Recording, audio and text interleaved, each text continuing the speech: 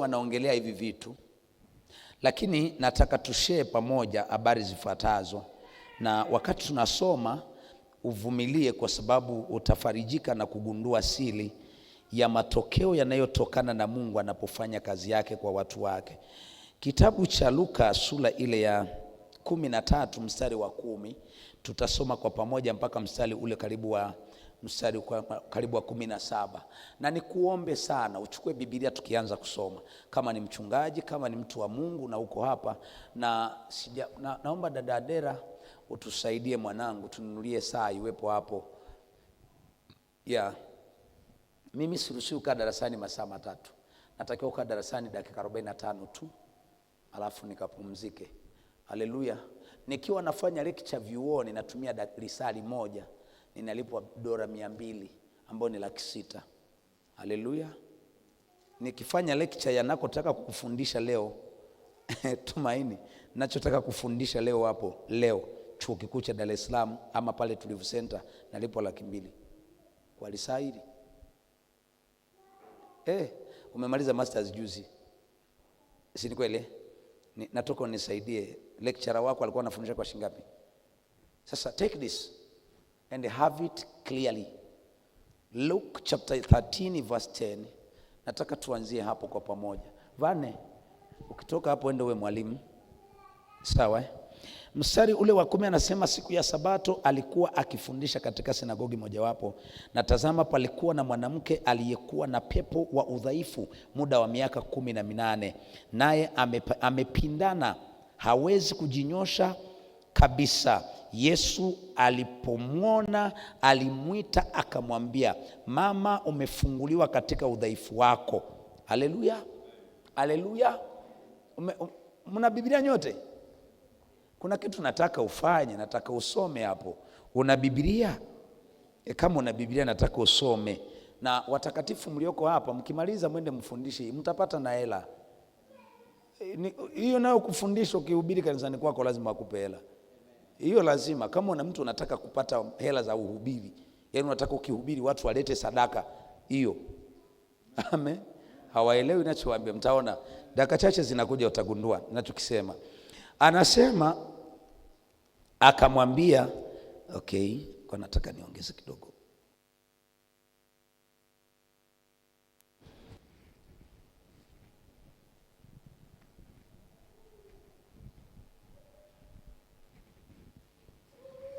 Samahani, nilikuwa naongeza kidogo sensitivity, nisitumie nguvu kuongea. Akamwita. Yesu alipomwona alimwita akamwambia, mama, umefunguliwa katika udhaifu wako. Akaweka mikono yake juu yake, naye akanyoka mara hiyo, akamtukuza Mungu. Basi mkuu wa sinagogi akakasirika kwa sababu Yesu amemponya mtu siku ya Sabato. Akajibu akawaambia mkutano, kuna siku 6 zifaazo kufanya kazi, basi njoni mponywe katika siku hizo, wala si katika siku ya Sabato. Lakini Bwana akajibu akasema, enyi wanafiki, kila mmoja wenu, je, hamfungui ng'ombe wake au punda wake siku ya Sabato katika zizi aende naye kumnywesha?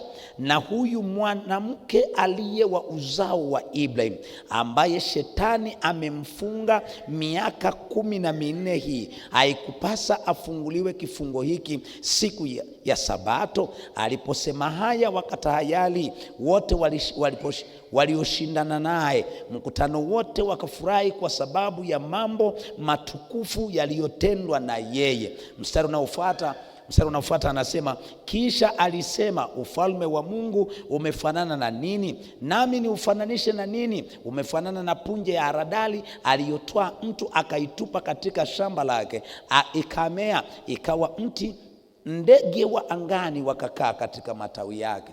Nataka tuzungumuze taratibu, na uchukue kalamu yako sasa. Funika Bible yako unisikilize. Funika Biblia unisikilize kidogo. Maelezo yaliyoandikwa hapa yanasema chanzo cha matatizo ya kupindana na yule mama, chanzo cha shida ya kukosa matokeo ya yule mama ni nani? Rudia kwa sauti, ni nani? Naomba mrudie kwa sauti, ni nani? Shetani. Rudia kwa sauti, msikatae kusema shetani. Ukisoma chapter hii mstari wa 10 na kuendelea, utagundua sosi ya makanisa kufeli, udhaifu walionao, chanzo ni laini. Swali, shetani ana tatizo hapo? Mliosoma hapo, ukisoma vizuri unaona ni shetani, si ni kweli? Aliyemwambia Yesu asiwahi kukutana na yule mwanamke ni nani? Yesu akitaka jambo linachelewa. Kwa hiyo chanzo cha kupindana kwa huyu mama ni nani? Ni shetani, ni Yesu? Ninyi mmesoma, mmegundua shetani. Sio shetani hapo, tatizo sio shetani hapo. Hawajaelewa. Biblia inasema Yesu akawaambia makutano, je, mwanamke huyu ambaye shetani amemtesa miaka 18 hivi hakupaswa kufunguliwa katika udhaifu wake siku ya nini? Kila Sabato Mungu anakuwagepo, hayupo? Miaka 18 mpaka huyu mama amepindana, Yesu alikuwa amekufa. Kilichomfanya achelewe kumponya ni nani? Mwenye tatizo shetani, Yesu?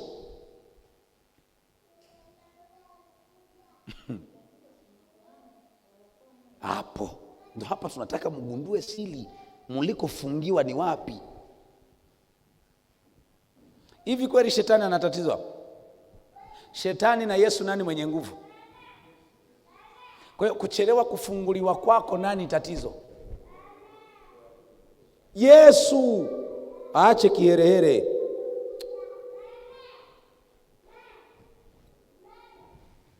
Nani? Acheni kuwa mnaweka malaumu kwa shetani. Wangapi mliwahi kuumwa malaria?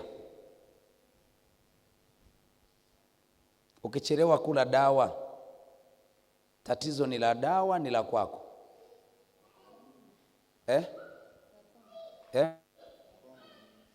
Kati ya Yesu na shetani, nani ana uponyaji? Na yule binti ni mali ya nani? Aliyetakiwa kumponya mapema nani? Unaachaje watu wako wateseke mpaka miaka 18? Mnasomaga kila siku hapo, ninyi mnaonaga mwenye tatizo ni nani? Nikifunua hili neno liloko hapo, unajua watu mtapiga kelele. Ninyi ni watumishi wa nani?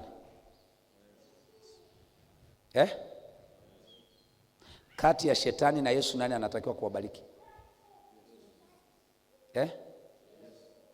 Mnamlaumu shetani kwa lipi?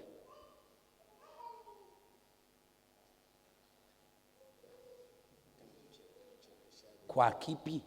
Shetani anakaa mbinguni? Nisaidie, mnisikilize, mnielewe. Shetani anakaa mbinguni? Baraka zenu ziko kwa shetani, kwa Yesu? Nani anatakiwa zilete haraka? Halo, nani anatakiwa kuzileta haraka? Shetani mnampigiaga kelele ya nini? Baba yako ni nani anayetakiwa kukubariki? Si ni kweli? Nikikukuta kwa Kakobe unadai baraka za baba yako, mimi namwambia, mimi baba yangu hajanibariki, wewe nibariki baraka za baba yangu. Wewe na mimi na Kakobe, nani mkosaji?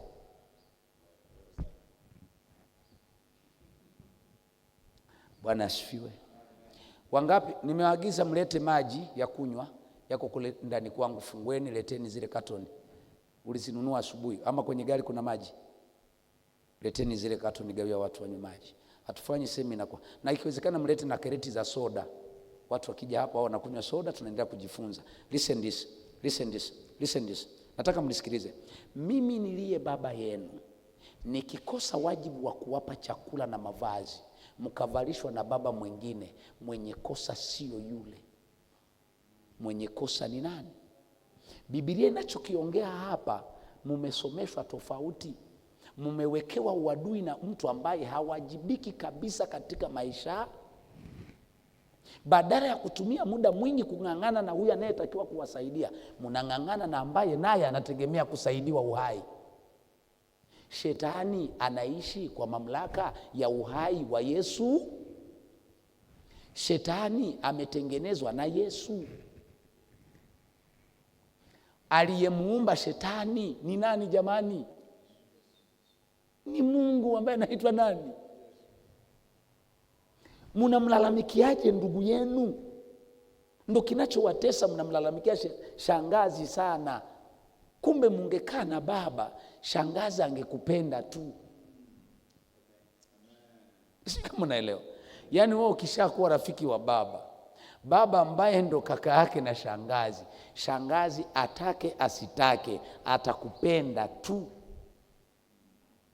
Mnataka kumfukuza shetani. Sikiliza kilichoandikwa. Biblia inasema Yesu akaingia katika sinagogi siku ya Sabato, akamkuta mwanamke aliyepindana na kuteswa na nani? Kitendo cha mwanamke kukaribiana na Yesu, shetani aliondoka kuondoka. Kwa nini msikae na Yesu? Shetani akazuia, akaacha kuwazuia.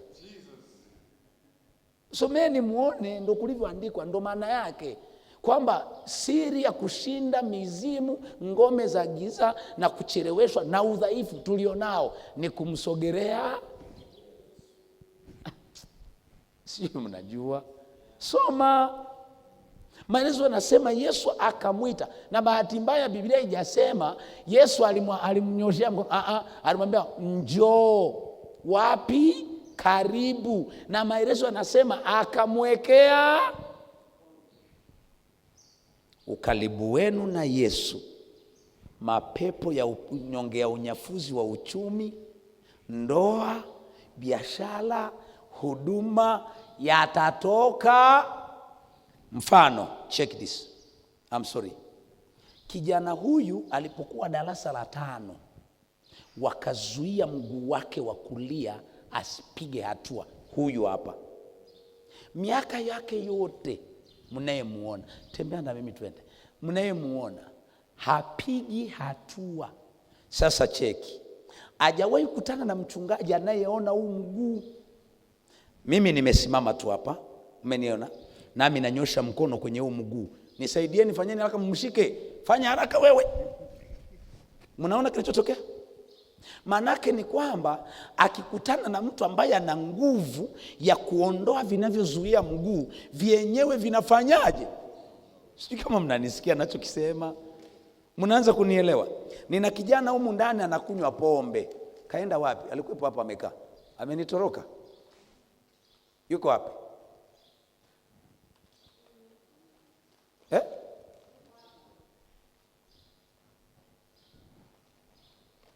Kuna na mwingine alikuwepo hapo. Kuna mwingine alikuwepo hapo, namtaka alikuwa hapo. Huyo sasa. Swala si kwa sababu yeye anakunywa pombe. Swala sio yeye. Swala ni hajakutana na mtu ambaye ana uwezo wa kunyofoa hiyo pombe, yeye akabaki mzima. Nina mchungaji huyu hapa, ngoja muone kinachotokea. Mungu amempa mdomo wa huyu baba tunaye kupiga story. Amempa, unaona, kutoka hapa mpaka hapa. Ana nguvu ya kusababisha watu wamwelewe. Angalia kinachotokea anapomgusa. Angalia. Unamwona? Kwa hiyo anahitaji mtu wa kukibusti hiki kije. Si kwamba namsukuma, mimi nagusa tu hivi. Hiki kinyanyuke, kianze kazi, watu wampe nyumba, wampe viwa. Keti mwanangu, keti. Nini maana yake? Kitendo cha kuchelewa kumfikia mtu unayetakiwa kumsaidia, wewe ndo naye mtesa. Sio mnaelewa ninachokisema? Unanielewa? Kwa hiyo Biblia inasema huyu mama alikuwa amepindana miaka 10 na ninyi blemish mnamwekea shetani. Kama Yesu angekuja mwaka wa kwanza akakaa karibu na yule dada, angeendelea kupindana? Mwanangu, tumejuana tuna miaka mingapi? Hatuna miaka. Ulikuja kwangu na niambia mvua inyeshi, nipe mvua. Nikakupa mvua. Baada ya mvua kunyesha kabomoa majengo, Dodoma, kanambia baba inaua majengo. Nikakwambia haya, tulia. Ukaniambia baba nahitaji 1 2 3, nilitoa sikutoa? Nani mwenye makosa hapo? Mimi, wewe? Mimi ambaye nilichelewa kukufikia. Kama ningekufikia mapema, haya yasingekuwepo. Kanisa hili unaliona hapo ulipoketi. Kanisa hili nimelijua mwaka jana, tuseme mwaka juzi, mtandaoni. Nilipofika hapa, haya makapeti yaliwekwa, hapo palipambwa, hiyo miti ilipigwa, haya yote yalisetiwa, viti vikanunuliwa, maiki zikawekwa, hizo mixer zikuwepo zikanunuliwa, na sasa kuna vinanda na madramu. Chanzo ni mimi nilipoanza kuwepo. Nisingekuja visingekuwepo. Manake nini? Nikiendelea kuja vitu sijui umenielewa? Nikipaterekeza ndo kila mtu aliyeko hapa aelewe, kuchelewa kwa Yesu kuja kuleta majibu kwenye maisha yako yanaleta matatizo. Msihangaike na mizimu hii. Dawa ya kuifukuza na utoke kwenye roho za ukoo na vifungo, mkaribie. Biblia inasema mkaribieni Yesu, shetani atafanyaje? Simple, wala hamna kitu kikubwa hapo. Sasa haya hatuwezi kufundisha waumini wadogo. Muumini wa kawaida kumfafanulia Biblia ilivyoandika hapa haelewi. Mimi nikisimama mbele ya waumini hawanielewi. Usishangae hata hao hawaelewi. Anaongea vitu gani? Biblia inasema shetani ndiye amempinda mwanamke. Sasa mbona yeye anatuambia tatizo sio shetani, tatizo ni Yesu? Meza yenye chakula ikiwekwa mbali unatamani kula, lakini ikiwa mbele yako unafanyaje? Ni muhimu sana mjue, ninyi mnaoongoza watu, ukaribu wenu na Yesu bila machanganyo ni majibu ya walio nyuma yenu. Simple. Nina mtoto wangu wa kike anaitwa Adela. Njoo. Check this. Huyu Mungu, naomba weke vitu vyako chini, amempa macho ya rohoni.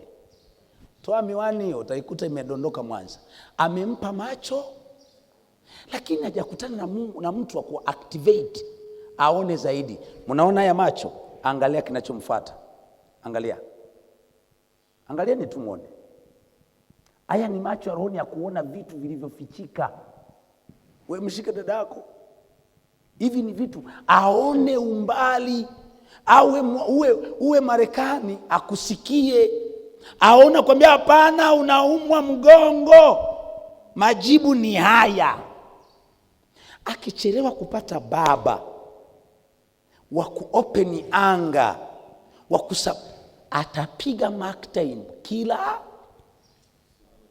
Timotheo ana karama aliyopewa na bibi yake Loisi na mama yake, lakini bahati mbaya ile karama haifanyi. Kwa hiyo Paulo anapokutana naye, cha kwanza anamchukua, njoo hapa, hii karama nitaishape, nitaitengeneza, itakuwa msaada wa kanisa. Anapomchukua Timotheo tu anamwambia usiache kuchochea karama iliyoko ndani yako ulioipata kutoka kwa bibi na mama, na kuwekewa mikono na wazee, vipige vita kama askari mwaminifu. Neno mwaminifu ndo mnalolitaka ninyi. Neno, mimi nalea wachungaji.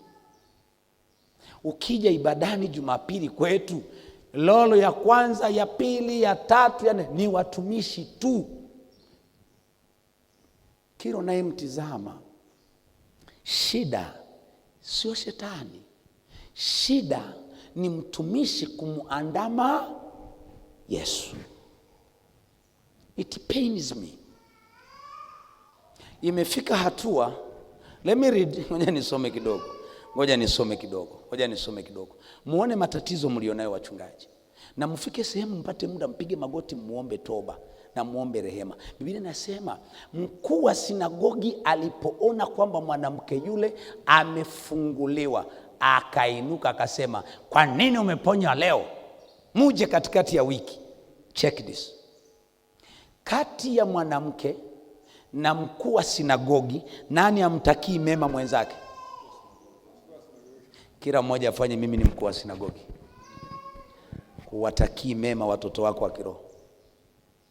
Niulize kwa nini? Ungewatakia mema, ungemwandama Yesu kwa kiwango kikubwa ili Yesu awahudumie wale. Wote hapa muwatakii mema. Mkiwatakia mema waumini, mtaacha kugombana nao, mtaacha kusikiliza maneno yao, utaacha matusi yao. Yani wewe itawajibika. Mimi nina binti yangu, huyu ni mwanamke mtu mzima, ana watoto, ana mume, ana ndoa, anaongoza kwa kudeka. Unaongea tu hiyo. Anaweza ukakosa kutuma message asubuhi kumjulia hali mpaka jioni, unipendi. Hivi kutotuma message ndio sikupendi? Lakini kwa kuwa wewe ndo baba, ndo mlinzi, unatakiwa kujua, je, kondoo kwenye zizi wamelalaje? Kondoo ndo wanatakiwa waje kufuata ulipo. Unatakiwa ujue kondoo amelalaje. Piga simu wewe mchungaji. Piga wewe. Kama ni wengi, tengeneza grupu.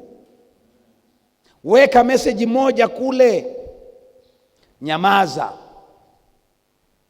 Ambaye akuingia ni juu yake. Akilalamika umwambie nilikwambia. Kwa hiyo ninyi mnatakiwa kuwa responsible. Kuna lawama zingine waumini wetu wanazo, sio zao, ni wajibu. Kanisa, Bwana asifiwe. Mimi nadhani ni kati ya wachungaji matajiri. Akaunti yangu haina $500. Unaweza ukashangaa sina hata $500 kwenye akaunti. Ila wewe ukisema una hela na kutumia. Wewe ukisema una hela na kutumia. Na kwenye akaunti hakuna hata. Nilishatengeneza mfereji. Maji yanapita kwenda Mtamwi. Nimekubali kuwa mto. Mto una tatizo. Ulikoanzia siko wanako kunywa maji tu. Yani we kuwa mto, yapite yaende. Wanywe wakule, wanywe wakule, wanywe wakule. Sasa ninyi mmekuwa mkuu wa sinagogi. Muumini ambaye ana kipawa, anauonyesha uwezo kufanya vizuri, ndo namharibia. Ndo mpi madhabahu, ndo mpi vipindi, ndo mwache aombee watu. Mimi nawaambia kutoka kwenye moyo wangu, mimi sitaki kufanya deliverance kanisani kwetu tena. Wana nguvu hawa. Yani mimi nakuapia kama Mungu aishivyo. Yani kama nikija kwako kufanya semina, pata siku 3 kabla sijaja uombe Mungu akupe neema ya kufungua watu. Usipowafungua nitakulima vibao mbele yao. Siwezi kukuombea wewe na niombee wafuasi wako. Yani unajua ni aibu hii. Yani mimi nikuite peke yako nikupe impartation, alafu niite mbele ya washirika wako nao ni wa impart. Sasa nini maana yake?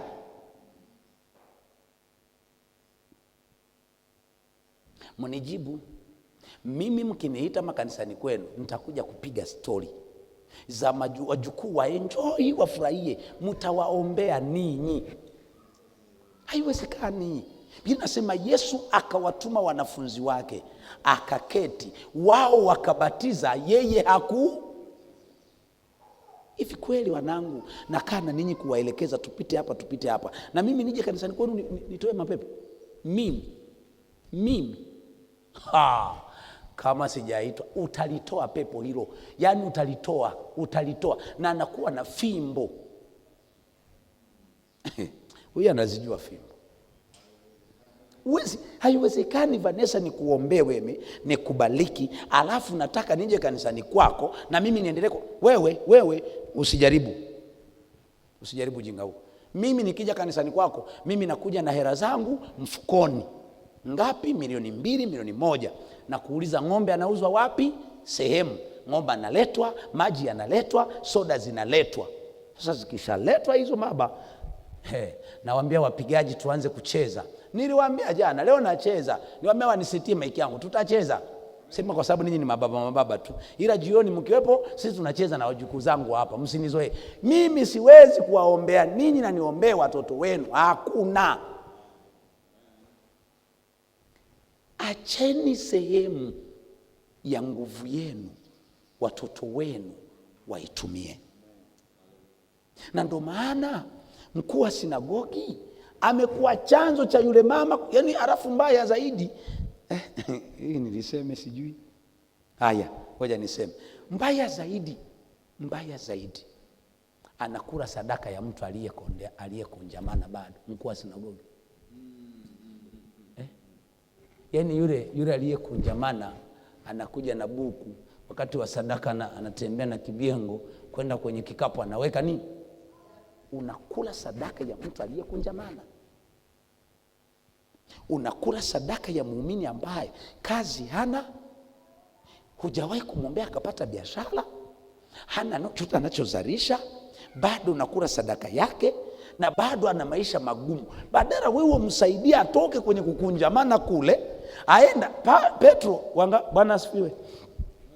Mnamkumbuka mtu anaitwa Petro na Yohana? Matendo ya Mitume sura 3. Ameenda kusali mara ya kwanza Petro, kale kakirema kamemuomba hela. Akaenda kusali mara ya pili kakamuomba. Mara ya tatu akamwambia Yohana, hatuwezi kuwa tunamtafutia mtu hela yeye amekaaga hapa. Sasa ifike wakati na yeye afanyeje? Atafute. Aone kutafuta hela kulivyo kugumu. Petro akafika saa 9 pale, akakaangalia. Biblia inasema na kenyewe kalivyo kashenzi kakamkazia macho. Na Petro akaona, umenikazia macho na mimi nakukazia. Akamwambia, Biblia inasema akamtizama akitamani kwamba akitegemea atapata kitu kwao. Petro akamwambia, mimi leo hela zangu nitakupa nilicho nacho. Kamata kwa jina la Yesu, simama wewe muuni, katafute hela na wewe. Kwa sababu tumekupa hela mwaka wa kwanza, mwaka wa pili.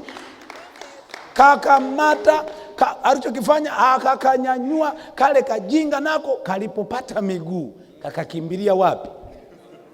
Hatusomi kiwete alikoandamana na Petro baada ya kupona mtaani kutafuta. Tuna watu makanisani mwenu waombe, ukigundua kuombewa kufai, mpe mtaji. Anza naye na 50,000. Uone amefanya nini. Vikigoma, mimi nina wamama nimewapa mitaji mimi. Wengi tu. Leo mimi nimesomesha mtoto wa mshirika wetu anaitwa Witi. Anatoka shule, baba hawa amemkimbia mama yake, akitoka shule na wengine hawa. Huyu nimemsomesha mimi chuo cha umeme wa magari makubwa. Huyu ni mfundi wa magari. Amesomea mikononi mwangu. Amejifunza haya kupeleka mitandao mikononi mwangu mimi. Sasa hivi amejifunza kupiga ngoma na magitaa mikononi mwangu. Sasa hivi ana shule, anafundisha kule na sadaka haleti. Lakini sasa aniombi hela ya sabuni. Sijui umeelewa Aniombi hizo shati sijui amenunua wapi. Mimi sijui amenunuaga wapi hizo shati. Sijui. Yule mama nimekuwa nakumbatia watoto wale. Wakija na waombea, natoa nauli za shule. Ni watoto wangu wote, wajukuu zangu wengi nafanya hivyo. Sasa bwana, kale kabinti kamesoma. Mungu ameniambia katafanya kazi benki. Nikakaambia Mungu ameniambia utafanya kazi benki. Kwa hiyo unatakiwa uende ukasome uhasibu. Kweli baba? Kakaenda kwenye uhasibu. Kamesoma kako mwaka wa pili, mwaka wa tatu. Ilikuwa wa tatu Witi amegraduate mwaka wa pili. Mwaka wa pili mwishoni zikatoka interview. Kameenda kufanya field kwenye hizi field za mani. Kakapelekwa benki ya NMB. Kamefanya interview, yule meneja wa benki akarecommend anafaa kupata ajira, anafanya kazi vizuri. Amekuja huku ninamwombea, anafanya. Yuko chuo, kapewa ajira yuko chuo. Kaajiriwa yuko chuo, haja graduate, anakula mshahara wa benki. Leo naweza nikakuonyesha zaka za yule binti. Amepata mshahara wa kwanza aliopewa na NMB. Ameajiriwa Moshi. Sasa hivi ametolewa Moshi, amepelekwa Mwanga kuwa sijui mkuu wa kitu gani. Wiki ijayo anapewa gari na benki. Amepewa mshahara wa kwanza, nilitumiwa wote, na ile hela ya kujikimu alikuwa amepewa sijui 1,700,000 zile zote kujumlisha karibu 2,000,000, nikatumiwa mimi. Nikapigiwa, nasema baba, sikiliza, kananipigia sasa, baba, mimi nataka nikwambie baba, nina sadaka yangu ya shukrani, wewe ndio umetulea baba, kwa hiyo mimi baba naomba tu nikutumie. Una hela ya kula wewe? Baba, hapana, ninazo, mabosi wangu wananipa nyingi. Kwenye simu mchururu 2,200,000. Haya, ningekaacha kakabaki kakiwete hapo, hizo 2,000,000 ningezipata? Wakati mwingine waache watoto wenu wainuke. Kuna mizimu mnaiona ndani ya kanisa. Udhaifu ulioko ndani ya kanisa ni kwa sababu ninyi hamjataka. Mkiamua mkakaa na Yesu vizuri, sisi tumekuwa chanzo cha. Mimi leo nataka niwaambie, nina safari ndefu sasa. Msitegemee mtaniona na hubiri. Yupo pale, mtamsikia akishika maiki hivi, yupo pale. Na lala, mimi nakaa kwenye kioo nasikiliza kinachoendelea. Na ukimaliza unakuja nimelea, baba nimeongeaje leo? Naambia umefanya vizuri. Baba hata unikomenti, unanyamaza. Mwanafunzi mzuri anayetaka kwenda mbali akimaliza, congratulations, hongera mwanangu. Unamwona huyu hapa, tangu alivyotoka kwangu, akimaliza tu ibada, wamerekodi, wamemaliza, anatuma, baba unaona ibada leo imekaaje, unanionaje hapo? Hiyo ndo nzuri. Ukishakuwa na mentor, muonyeshe unachokifanya, akosoe ama akwambie wow. Usifanye vitu wewe, muonyeshe mentor wako, mwambie baba hapa vipi, akwambie mwanangu ongeza nguvu hapa, nimekuona kwenye maombezi unapiga watu makofi. Haleluya, Bwana asifiwe. Kwa hiyo muelewe, ninyi hapa mlipo muna wajibu wa kukomboa nafsi za watu nyingi, sio kidogo. Ninyi hapa, ninyi mmechelewesha utajiri wenu, kweli kabisa. Ninyi wenyewe, na wasomea hapa muone utajiri ulivyochelewa. Mimi nasema mkuu wa sinagogi akamwambia yule, akawaambia watu. Sasa hamwambie aliyeponywa peke yake. Ona tatizo linapoanziaka. Unaona mkuu wa sinagogi alichoharibu? Subiri wewe, usiseme mbele ya senior aliyefanya mambo makubwa mbele yako kwamba hana Kwa nini Mwamposa, Suguye na wengine bado wako juu hata kama mnawaona hawafai? Hivi mnajua gani kwa nini? Wale ni masinia. Iwe ni kwenye giza, iwe ni kwenye mwili wa kawaida, wale ni manini. Unajua kwa nini? Kuna mtu ameenda kwake anaharisha tangu Jumatatu mpaka Jumapili. Kitendo cha kumwambia pona, akapona kuharisha. Humwambii kitu huyu. Hata kama mtukane, hata kama mfunulie ukweli, anachokijua ni kile cha kipofu. Ni mwenye dhambi, mimi sijui. Nachokijua kuna watu kanisani hawataki kwenda mbinguni, wanataka maisha. Sasa ninyi mnatafuta watu waende mbinguni leo. Kuna wengine makanisani mwenu wanatakiwa kuwaletea hela, mnunue vinanda, mjenge kanisa, watakatifu waje wakae hapo. Sasa ninyi mnachelewa kuwaondoa hawa kwenye vifungo, walete hela, ninyi mnasubiri wawe wataka. Maria Magdalena alianza kutoa hela kwa Yesu, hajatolewa pepo 7. Ndio Mungu anaona huyu mama matendo yake yanatakiwa kufunguliwa, akamfungua. Kornelio, wewe umesoma Matendo ya Mitume sura 10. Eti Alitumiwa malaika, hajatoa sadaka, ameshatoa. Alikuwa mchaji? Alikuwa amejazwa Roho Mtakatifu wakati anatoa sadaka? Alikuwa anaijua njia ya kweli? Biblia inakataa, inasema alikuwa ajui njia nini. Kwa hiyo Mungu akamhurumia, akasema huyu na bora nimtoe huku nimlete. Mumechelewesha majibu ya watu ambao wangewasupport. Jamani, Bwana asifiwe. Mimi niko hapa sasa hivi, kuna mtu aliongea na Dejuzi, yuko Netherlands. Nimeacha amenunua speaker kanisani, simfahamu. Navyoongea na wewe, anaandaa tiketi, mwisho wa mwezi huu anakuja. Yaani ni kati ya watu wanaonifanya sijui nikifika Mwanza niwahi kurudi. Anakuja mwisho wa mwezi huu. Amenipata TikTok, nikaomba huko TikTok. Mwanae akafaulu mtihani. Mwanae haendi kanisani, afanye chochote. Wakati namuombea mwanae akaramweleka, mapepo akasema tunatoka, hatutaki tena, atafaulu. Na kweli mtoto amefanyaje? Anatoka Netherlands anakuja huku kwetu. Sikiliza sasa. Tangu tumejuana ndani ya miezi miwili, ameshanitumia pound karibu 3,000. Milioni ngapi? Karibu 9. Namjua. Wewe unajua utakatifu wake?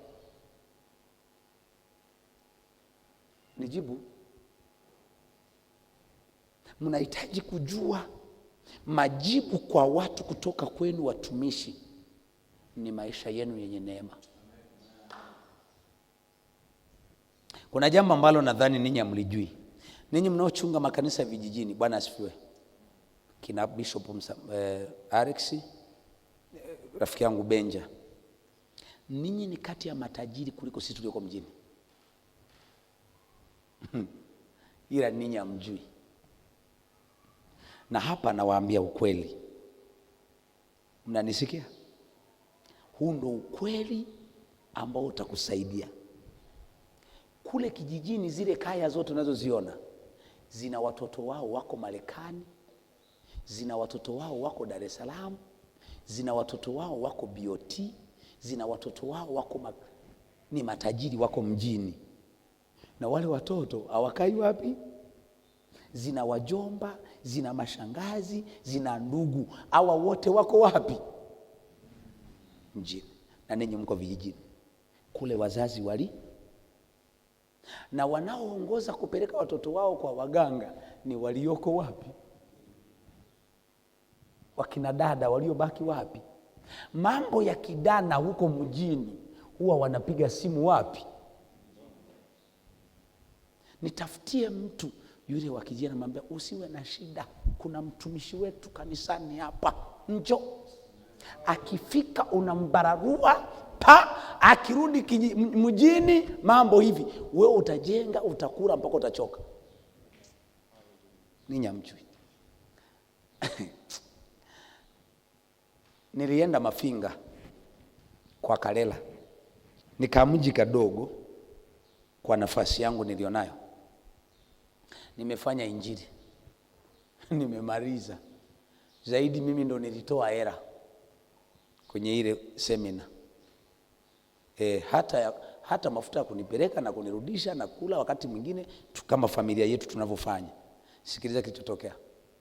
Niliowaombea wale pale, wale watoto wale washirika wale, wakamfuata Kalela. Baba, tunaomba namba ya babu. Ya nini? Kule Dar es Salaam kuna kaka yangu. Anafanya kazi bandari. Mke wake hajapata mimba. Naomba umpe namba ya babu, aende kwa babu. Aliyeko wapi huyo? Aliyeko wapi? Aliyeko wapi? Yule akatoka bandari akaja nilipo. Tukapiga story, kama niletee mkeo. Nikampiga fire. Mwezi wa kwanza ukapita bila mimba. Wa pili ukapita bila mimba. Mwezi wa 3 imo. Kupima ana nini? Sikiliza nilichotumiwa. niliona muamara unasoma 1.5 milioni. Mimi kwenda kwa Karera nilitumia 700,000. Nilichotumiwa 1.5 milioni. Nani amepata nyingi? Munazo shida, amutoi majibu ya kutosha kwa walioko kijijini. Kilichopanua injili ya Yesu ni vijiji. Kinachopanua injili ya Mwamposa ni mikoani. Kweli alichokifanya Mwamposa, amepeleka TV, amepeleka radio. Kwa hiyo mtu aliyeko kijijini akiangalia TV, mtu amepona, anasafiri toka Sumbawanga. Kuna mwingine alitoka Sumbawanga akakutana na mzungu amempiga busu. Nasema, baba, nimepigwa busu na mzungu. Anamwambia, nimetoka kijijini. Nimeona mtu ameuza shamba kutoka kijijini kumfuata mchungaji. Lakini ninyi majibu hamyatoi.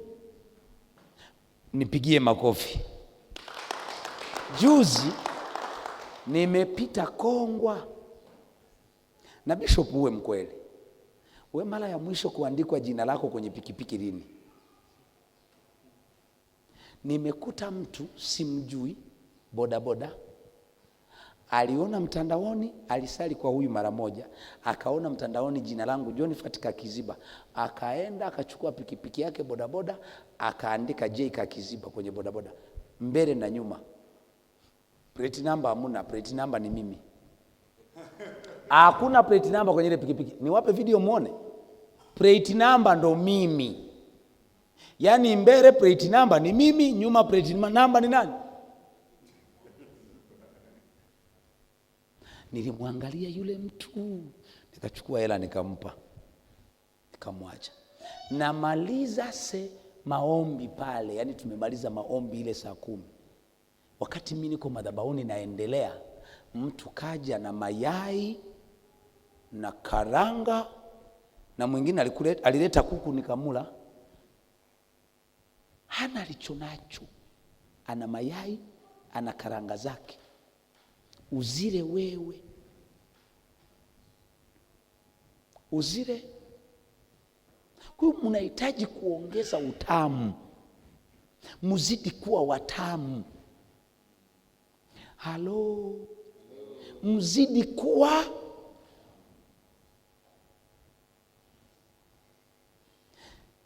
Mkiwa watamu, mkawa na majibu ya watu, jamani, sijui niwaambieje, mtakula mnachotaka, mtakwenda mnako. Sikiliza kilichoandikwa kingine, sikiliza kilichoandikwa hapo. Kilichoandikwa unajua ni kigumu sana kingine. Biblia inasema wananchi walioona mkuu wa sinagogi haeleweki, anapinga kilichofanywa na huyu mtu mgeni Yesu, wakashindana naye.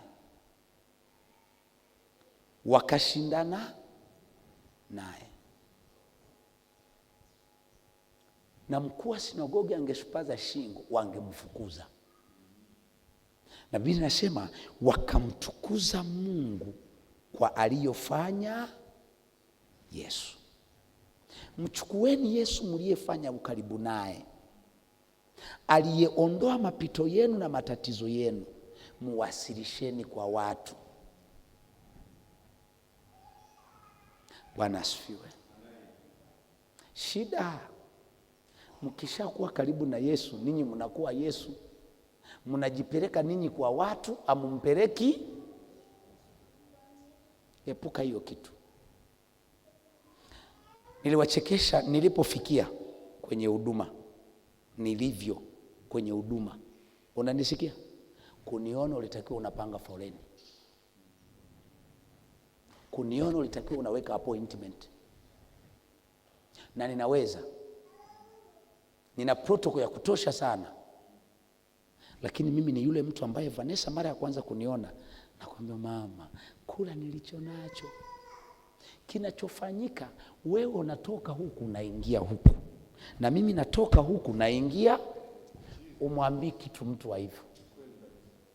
Ndumie unayemuona akikaa siku 3 asema, baba yangu, unajua kwa nini alipokuja kwangu sikumwambia mtumishi jambo? Naambia, wow my brother, I'm happy of you, nakupenda. Sasa ile inamfanya afeel yuko na mtu anayeona mambo yake. Kuna muda wanangu, Bwana asifiwe, nakuwa sina pesa ya bili ya maji, wewe unataka kula na kutumia wewe, kulinda kile ulichokiamini kwangu kwamba naweza kukusaidia, na jinyima na kusaidia wewe, ili wewe uendelee kufurahi kwa sababu niko na baba mbele yangu. Do you get that? Kwa hiyo Yesu alilazimika kukubali matukano ya sheria ya Sabato. Sheria ya Sabato inataka mtu aponywe ndani ya siku. Kwa hiyo mkuu wa sinagogi hakuwa na shida, alikuwa anatekeleza sheria. Lakini Yesu akakubali matusi haya, ngoja yawe ya kwangu, lakini hawa wapate furaha na uzima. Pigie Yesu makofi. Munanielewa? Ninyi ni wachungaji. Ni mara chache nguvu za giza kuwashinda. Ni mafundisho tu na kuombewa. Vitu vitatu ni muhimu. Sadaka yako ya huduma. Ukiwa unaendesha biashara, unaendesha biashara, una duka. Nani aliwahi kufungua duka bila mtaji? Anyoshe mkono. Mnaanzashe duka la Yesu bila mtaji? Hakuna maneno yanayoleta mtaji. Na siku yoyote ukiona unafanya huduma ambayo hujawahi kuitolea sadaka, jamani, ulinipa sadaka shilingi ngapi?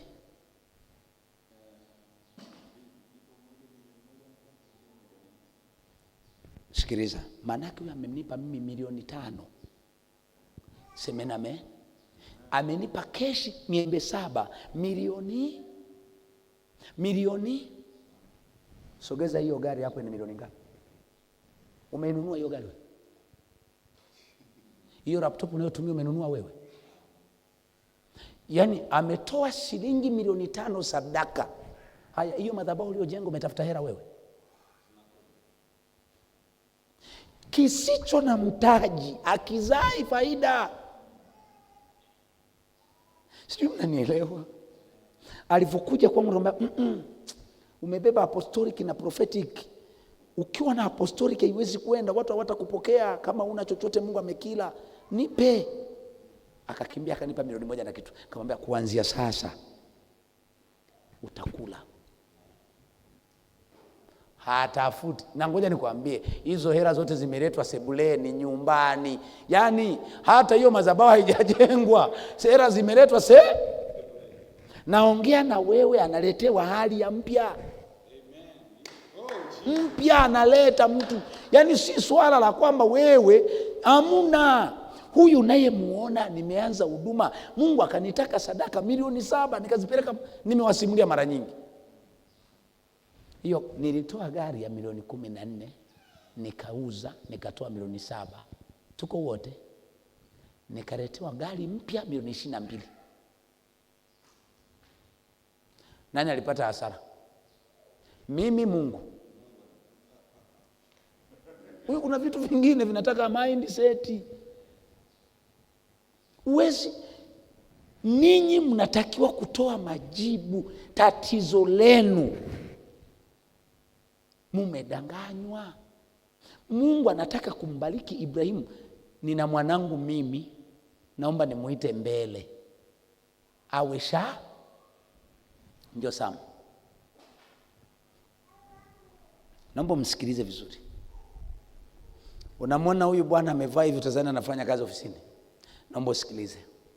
Tumekuwa ndani ya gari na niendesha kila siku. Siku moja akanambia, baba, nimechoka. Mimi nadaiwa kodi kila wakati.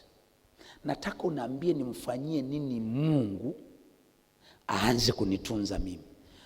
Nikamwambia, tulia. Akaenda kwake. Wapi? Alikuwa na TV sebuleni. Akachukua TV inchi 21, kingamuzi cha Azam na dishi lake. Akaja navyo mikononi. Akanambia, baba, wengine wana hela, mimi hivi ndo nilivyo navyo nyumbani. Hii ndo sadaka ya nani? Akiangalia na akatoa masharti. Kifungwe kingamuzi kanisa. Kiko kanisani pale. Kimefungwa, ukitoka unaona dishi juu ya kanisa pale. TV yake ikafanywa kuwa monitor ya matangazo. Mnakumbuka? Jamani, TV inchi 21 ni 200,000. Si ndio hivyo? Alafu kadi sasa hivi Azam ni shilingi 50,000. Dishi na kitu chake 90,000. Ukijumlisha si zaidi ya 300,000 mara 400. Amempa Mungu. Amempa.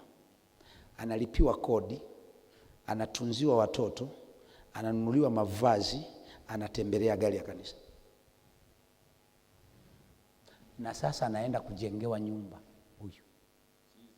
Nani amepata rosi? Yesu yeye. Na sasa analala kwa Adela kwenye nyumba ya kifahari. Umwambie kitu. Adela yule ndiye analala kwake kwenye nyumba ya nani? Unaweza uketi rafiki. Yaani huyo havai kiatu 10,000. Havai. Usishangae miaka ijayo atatembelea V8 ya kanisa. Ni ya kanisa, Yesu ndo dereva mkuu. Haya, dereva mkuu anatembelea gari ya nani? Akiamua kwenda nyumbani kwake mtaani na kwenda kwa shangazi yake na rafiki yake, anatumia gari gani? Anapakia mwanae, mke wake, anaenda kushow off na V8. There's something, if you don't pay for it, it cannot come back.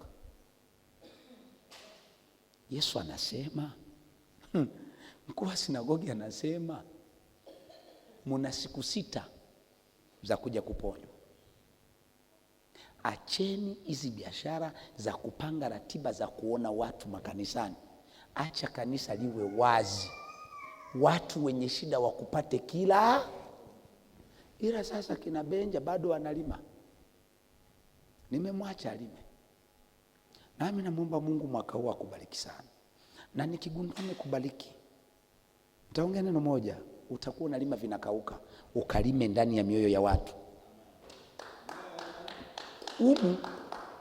Umu ndani ya hii mioyo kuna mashamba ya dhahabu, ya magari, ya majengo, ya majumba, ya nyumba nzuri kama unayoiona pale. Si unaona sisi tunakwenda pale tunalala, brother umefika hapa nikakupeleka na nitawa wewe ulishaingia kule. Ndumie, lazima nikupeleke ujifunze maisha yakoje. Mimi siwapeleke kwenye ile nyumba kwa sababu nataka muende, nataka uende mlo ujifunze Wewe umekunywa chai wapi? Mule. Ni shamba liko ndani ya moyo wa mtu. Ukifanikiwa kuulima moyo wa mtu, ukaotesha kule upendo, ukaotesha sadaka nono, ukaotesha amani, ukaotesha majibu, baba utavuna unachotaka. We panda tu kule. Nina kijana mtamuona ametoka Kahama anaitwa King. Alikuwa naye juzi hapa. Ameniambia, baba sema unachotaka. Mimi niko tayari kutoa. Sema unacho. Nimekutana na wengi, nimeenda kwa Kakande, nimeenda. Sijakutana nichokutana nacho hapa. Mwambia kipi? Hapo unajua alifanywa advertisement. Nilimchukua nikamwambia nimeambia wewe ni kiongozi njoo. Akaja. Mlio kuwepo nyosha mikono. Nikamwambia shika hii bendera nione kama unaweza kutawala Tanzania. Akaishika. Alipoishika akafa. Akapoteza ufahamu. Wakabeba wakaleta huko. Alipotoka usingizi akasema, baba nimeona mimi nitatawala. Sema kuna wakati nataka hiki mkisikilize. Hili ndo jambo langu la mwisho, nikomee hapo. Mulisikilize. Muujiza aliyotenda Yesu wa kumfungua yule mwanamke. ulisababisha kila mtu amtukuze. Kwa mfano Yesu angekuwa anataka hela, angepewa ngapi? Angesema kila mtu alete sadaka yake, angepewa ngapi siku hiyo? Nijibuni. Nenda mkafungue viwete, nenda mkaponye watu, watawapa vyao. Shida sikiliza nikwambie, mimi na binti yangu ni mjamzito. Tulikuja mwaka jana hapa. Akaja hapa nikamwambia, mwanangu, mwaka kesho muda kama huu utakuwa na mtoto. Baba, mimi nimemaliza siku zangu, siwezi kuzaa, nimemaliza sasa, itakuwaje? Nikamwambia, mlikuwepo Nikamwambia, kuanzia sasa nataka uingie kwenye siku zako. Baba, nimemaliza juzi, siwezi kuingia. Nimesema, kabla hujafika kwako utaingia kwenye siku za wanawake, na mpe taarifa mume wako aje mlale wote, utapata mimba. Mume wako yuko Mafinga, hakuja. Amekaa shule, amekuja mwaka jana. Kuja tu imo. Ulikuwa naye jana hapa. Mliondoka wote jana. Jana amekuja hapa, amebeba kuku wake. Anasema, baba, mwenzako mjamzito. Nikamwambia, njoo kwenye madhabahu ile ulikotabiriwa mtoto. Nilimpandisha hapa, nikamwambia, kwa jina la Yesu, mimba hii ikue, azaliwe mtoto, na akitoka yeye afuatie mwingine. Kakashuka kwenye madhabahu, kakaondoka, kanafurahi, kakaenda kwa Adera kula ugali. Nini maana yake? Tukiwa madhabahu hii nilitamka kwa huyu kijana, nikamwambia, Mungu ameniambia atakupa gari rangi nyeusi inakuja. Karetewa hiyo. Amen.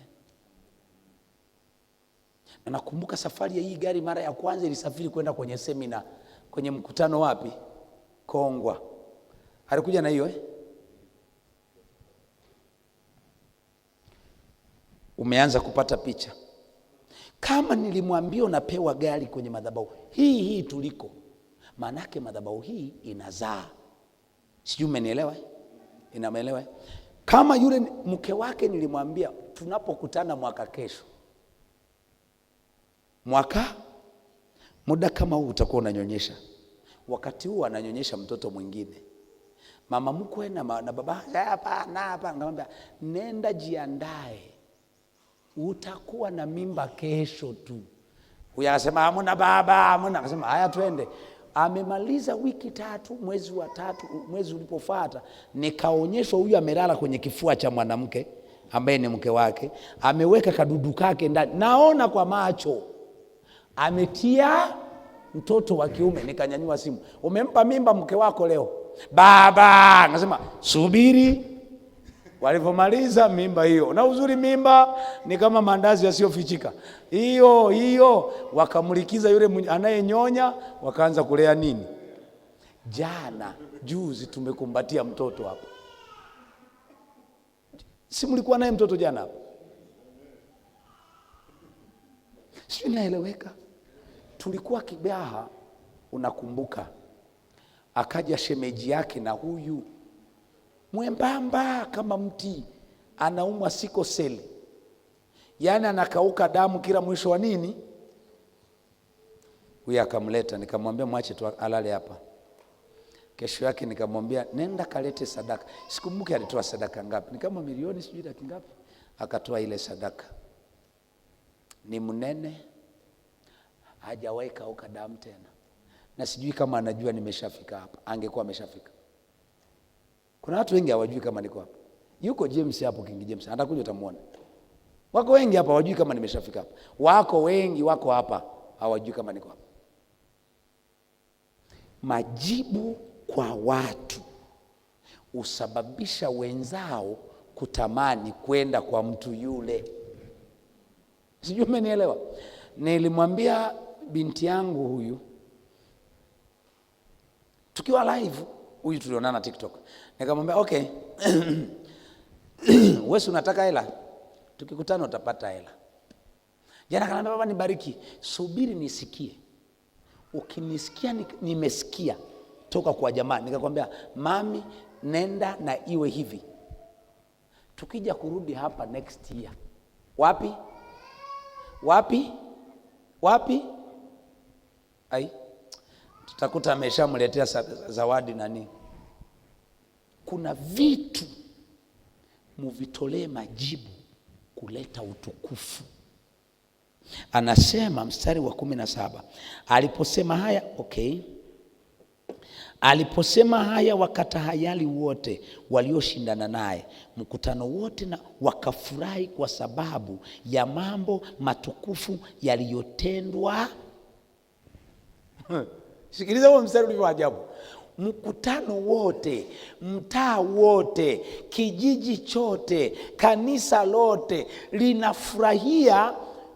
Unajua kanisa lenye shuhuda huongeza watu maradufu. Sasa na mimi na mpango wa kuanzisha shuhuda, mnasemaje?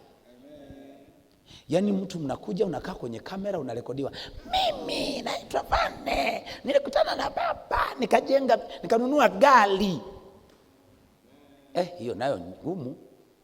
Kwenye injili yangu hiyo ngumu. Siwezi hivyo vitu jamani, mnisamee.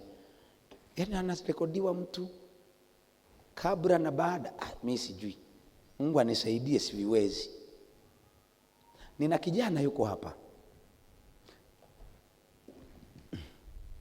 Mnamuona huyu kijana? Mwangalieni vizuri. Ili aje kanisani kwetu mwaka juzi, nauli ya kumuleta unaelewa brother? Nauli. Akaja pale kwenye ule mkesha, Bwana akanambia mpe maisha mapya. Huyu mtu anahusika na madini na uchimbaji na vitu vingine, na ni mtumishi wa Mungu. Mungu akanambia vua koti lako mfunike yeye, aende neema ziongezeke. Juzi ameniletea sadaka milioni ngapi?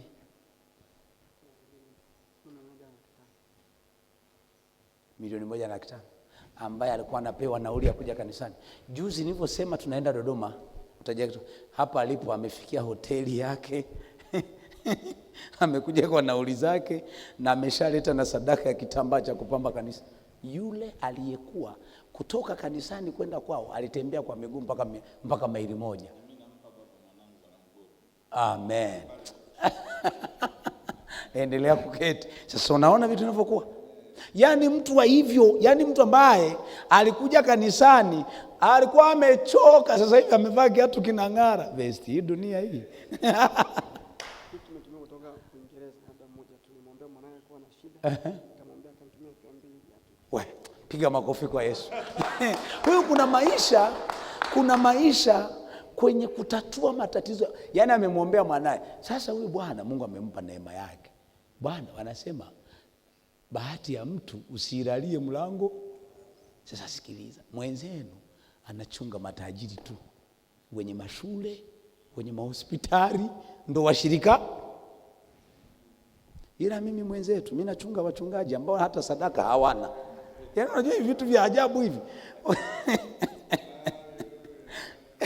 Yaani kila mtu ana watu, amekuwa msaada, ni mnyenyekevu. Nadhani yuko shule, anamaliza anapakwa mafuta kesho kutwa. Mashati yake, mafuta yake kama ya kwenu yale, yako madhabahuni. Yaani yako madhabahuni mpaka sasa. Hata shati lake na kola yake iko madhabahuni. Na Biblia na tenzi viko kanisani. Anamaliza, tukimaliza mzunguko huu atakuwa anamaliza, anapakwa mafuta. Tunazunguka nao kama hivi kwa sababu kujifunza namna ya kila eneo na kuelewa miungu inatatuliwaje na namna utakavyokwenda, kwa sababu wako watu hutowafungua mpaka ujue genealogy yao, ujue kwa nini huyu amekutwa na hiki, kimetoka wapi. Kwa hiyo tunavyosafiri anaona anavyoombea watu, na mbariki na yeye hivyo. Kuna muda nitamwacha ataombea watu, tunaachana, nenda zako. Eti huyu leo ndo ananipa hela mimi, eti huyu ndo ananipa mimi hela, eti huyu. Pastor, unakumbuka siku ile mkesha ule na kina mama nani yule mama Eliwaja, eti huyu ndo anatoa hela kabisa, analeta siku, anakuja nimempigia simu, anakuja akasema baba, sema nijaze yale mafuta. Sema wewe, asema akaingiza mfukoni mkono, yakatoka kiburungutu cha hela. Sema baba, hizi zote ni za kwako, nakupa baba, nakupa. Ni wewe, ni mimi, ni mimi. Leo mnayeniona hapa nakula nyumbani kwa bia Mungu yule, naletewa kuku, naletewa maharage, naletewa viazi, nafungiwa nini yale mahindi, karanga, zinatumwa Kibaha Mbesaba. Alex huyo huyo maisha yake alikuwa anachunga, linamchanganya kanisa, anaenda baa kwanza, ameleta 2, wanampa bia, anakunywa, analala, ananyanyua miguu. Huyo tulivyokutana, mimi nimekutana naye, ameamua kwenda kusilimu, ana pressure, anataka kufa, anagendesha pikipiki, anagonga watu, yani anagonga. Mungu ananiambia hapana, huyu ni wa kwangu, huyu ni mwanangu, muite. Nikamkumbatia, nikamwambia kaa kanisani hapo.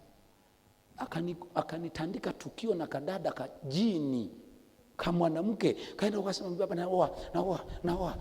Kaenda akakutana na maraya mmoja huko anaitwa Jaki, sitasahau hilo jina, anaitwa Jaki, kausha damu. Mchungaji, msione mko hapa mnawindwa, kakumbana na kausha damu. Acha kabisa ile kiboko ile.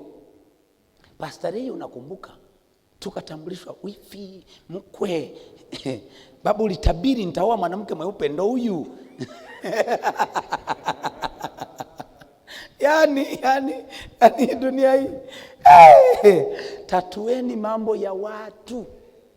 Mkimsogelea Yesu, matatizo yenu yataondoka, alafu ghafla mambo ya watu yatakuwa shwari. Jana nimeenda saluni hapa Dodoma kunyoa.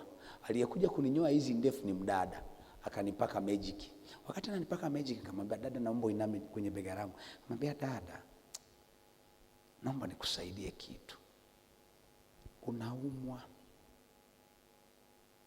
shika hii mikono. Akashika, nikamwambia kinga hivi mikono, akaipuliza mikono, akataka kuanguka, nikamshika, kama tuko saluni, ila hapa umepona kabisa, yani wewe hapo umepona, hutoumwa tena. Akatoka, kaenda nje, akarudi, yani ile nimempuliza, akatoka jasho kama kadumu kazima, anahangaika, anajifuta, akajifuta, akatoka nje. Alivyorudi akaniambia, mchungaji, wewe ni mchungaji? Akamwambia mimi mchungaji. Nikamwonyesha video zangu, akasema sikiliza mchungaji, nikwambie, mimi niona silalagi, yani hapa nikiwa na kuhudumia tumbo linakuwa, lakini sasa hivi naligusa haliumi te. Mfanyakazi wa wapi huyo? Kanibembeleza, nimempa namba. Anaweza akawa hana hela yeye, ila na kaka yake yuko Ulaya ana matatizo, akakutumia wewe. Bwana asifiwe. Huyu akanipiga tukio na kademu, anaambia ndo mwanamke uliyemtabiri maba. Mzee ndo huyu, mzee huyu ndo mwenyewe mzee. Tena basi amlete kanisani. Alimleta nyumbani kule juu pale sebuleni, alimleta hapo. Kipindi hicho tuko maskini, hatuna hata viti vya kukalia. Alimleta kule, ninashangaa sikia pikipiki, mwanamke hapa na katoto kao. Baba huyu ndo Sasa mimi kwa sababu mimi na huyu hatunaga ukaribu sana, ni karibu yake na mama Peli. Yaani huyu Msamaria Pastorei ndo zinaiva, mimi sio sana. Mimi kama Mungu amenijalia kwa watoto wa kike, watoto wa kiume sijui wanampenda Msamaria, ni kama inakuwa. Sasa akaenda kwa mama Peli, wakakaa kitako na mama Peli, mke wangu.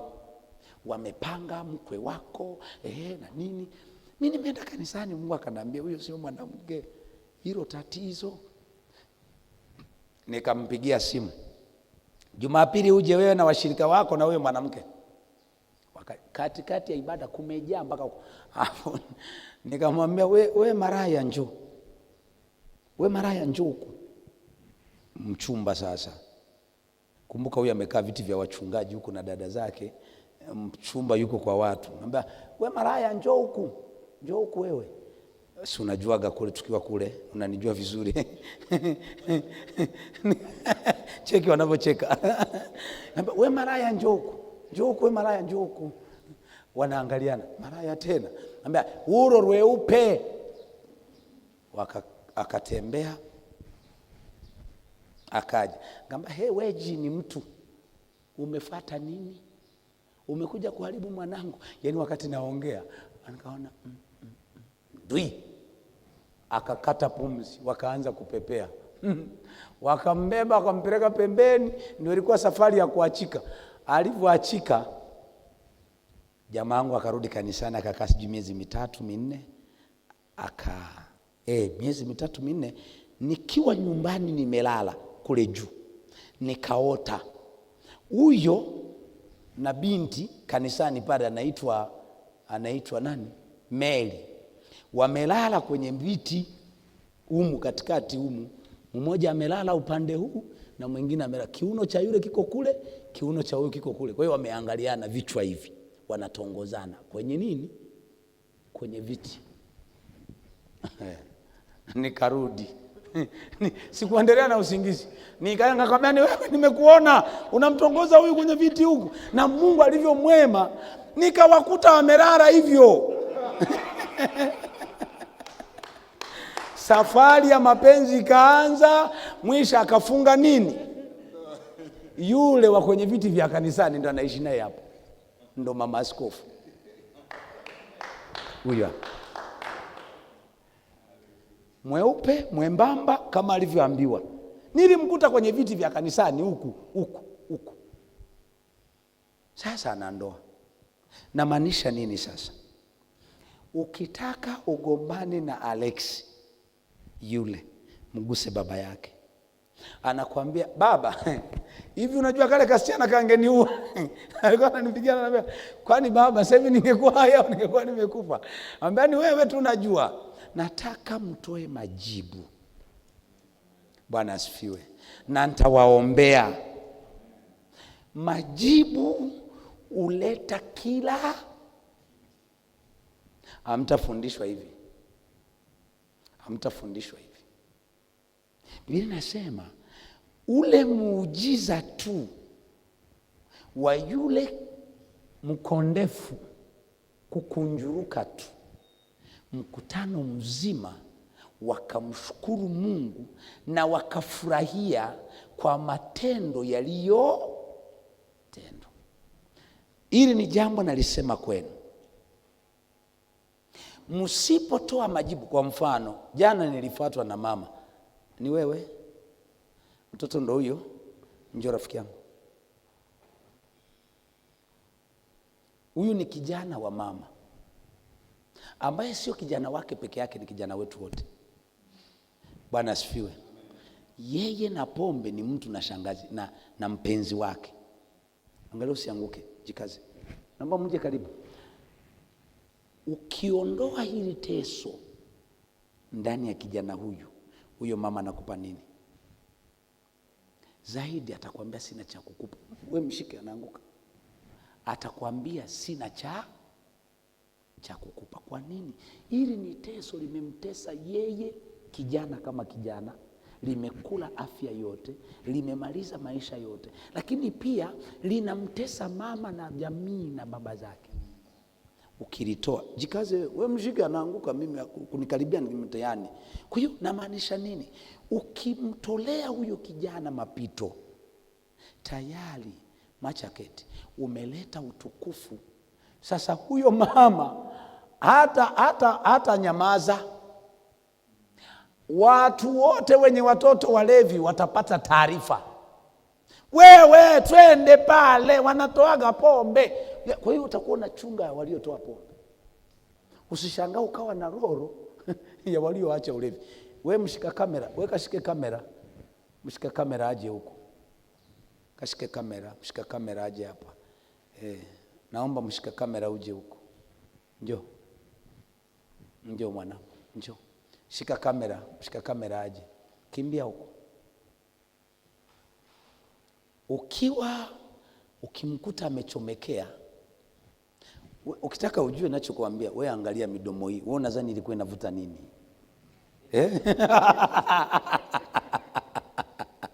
Yaani hii ilikuwa inaitwa bangi mtu. Akamwambia msuba. Leo mtandaoni anaitwa Pastor Kalela. Havuti tena. Havai zile nini zile unahitaji bishop. Ile ilikuwa inaitwa jiri ya kwako. Unachana. Yaani anakatakata na chana. Inakuwa na vishensheshense hapa. Ndo huyu. Baba yake ni mchungaji. Mtakuwa naye anatoka Mafinga kuja kumuona mwanae na kuniona. Leo baba yake ananiuliza hivi, baba, ninaweza kukupa nini? Namwambia usinipe. Umeshanipa Karela. Huyu ndo anayepeleka matangazo, ndo anaye design hizo poster. Yule ambaye alikuwa anashinda kwenye yule pale. Na juzi nimeanza kuona tudada tunamtaka. Nilisoma meseji zake WhatsApp kwenye kompyuta. Nilisoma. Bisha nitaje jina. Nitaje jina mbele za watu au nikufichie siri? Eti nitaje? Nisitaje? Sawa. Umeanza kuona sasa. Kwa hiyo hakuna mtu asiyefaa. Shida ni Yesu amechelewa kumfikia. Shida ni kiwete, ni yule mkondefu amechelewa kukutana na Yesu, shetani atoke. Kwa mnachokihitaji msiwe mnamlaumu yule mkuu wa sinagogi, tatizo ni la Yesu. Haya, nimefafanua vya kutosha, mniache nihubiri dakika 2. Namaanisha nini? Kilichochelewesha kanisa lako lisiende speed sio shetani, ni Yesu. Siku Yesu akianza kufanya kazi yake, akaruhusu milango ifunguke, akapigana na huyo shetani, akamtuma malaika mbele yako, kila kitu kitanyoka. Sio, hili si swala la mashetani.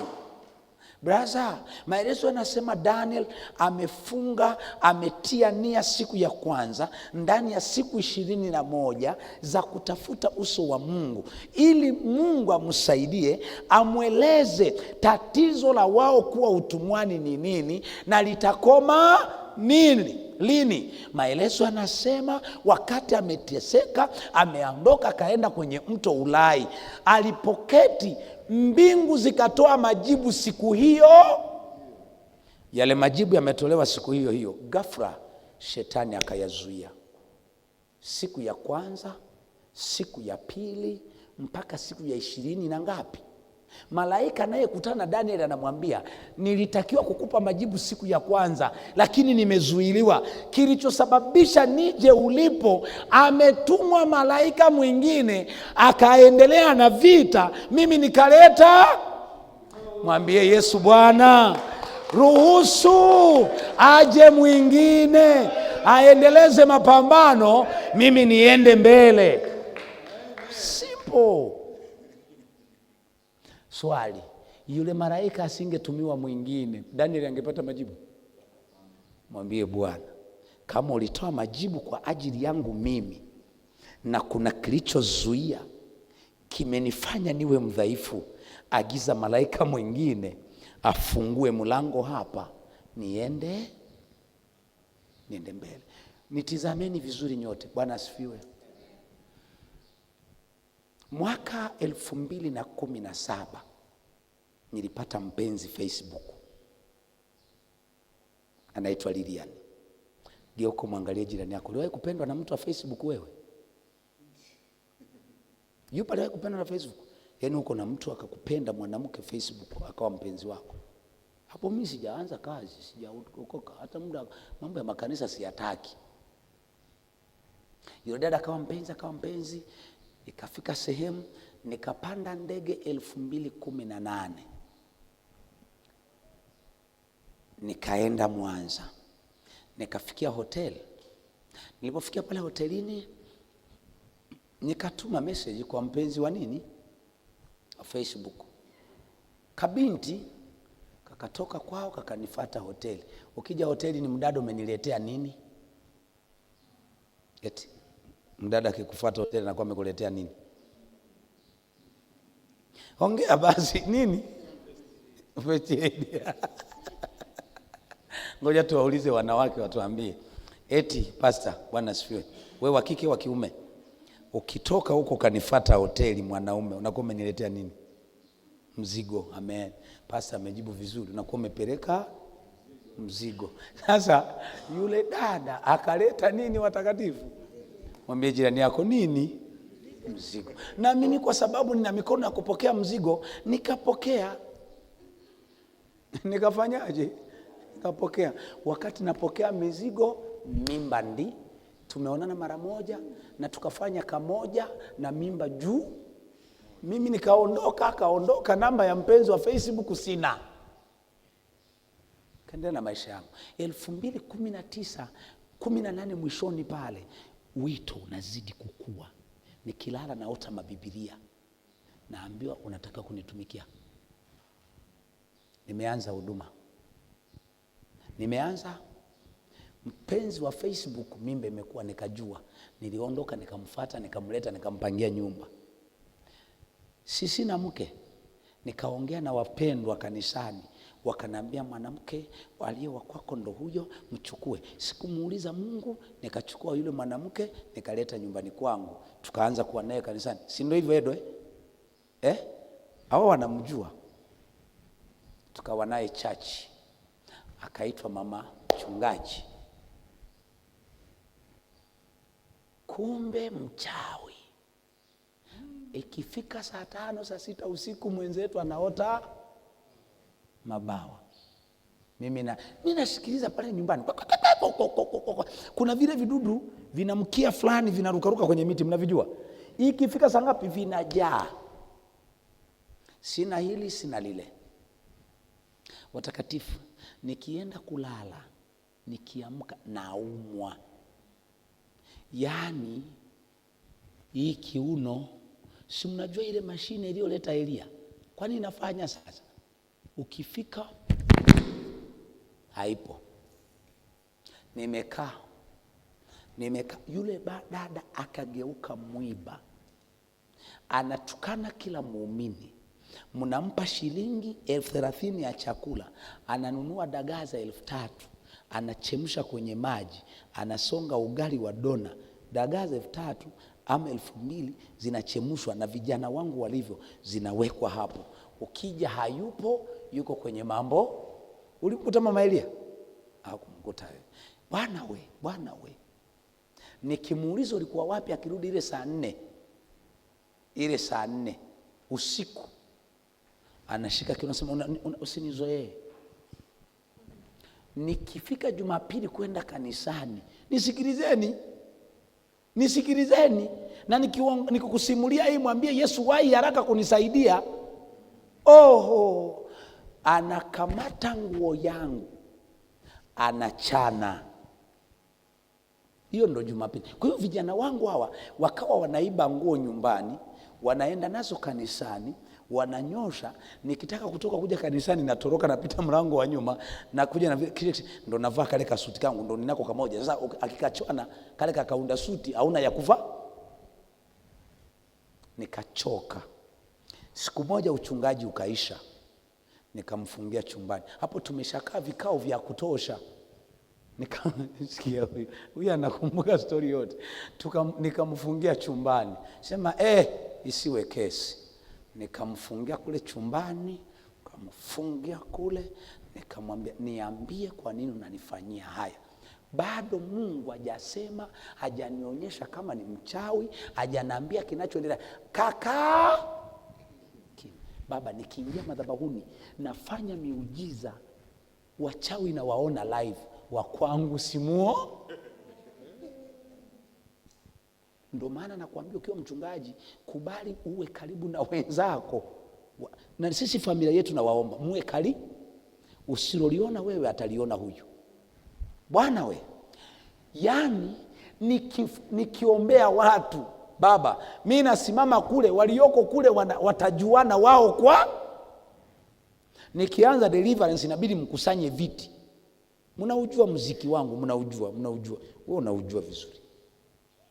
Nikianza prayer tena siji mlipo na kazangu kule, na kwa namwambia rafiki yangu Yesu, wana magonjwa hawa, rafiki wanaumwa hawa, rafiki wanaumwa, wengine na mapepo, utasikia wanapigana hawa kazi yao ni kushika kamata.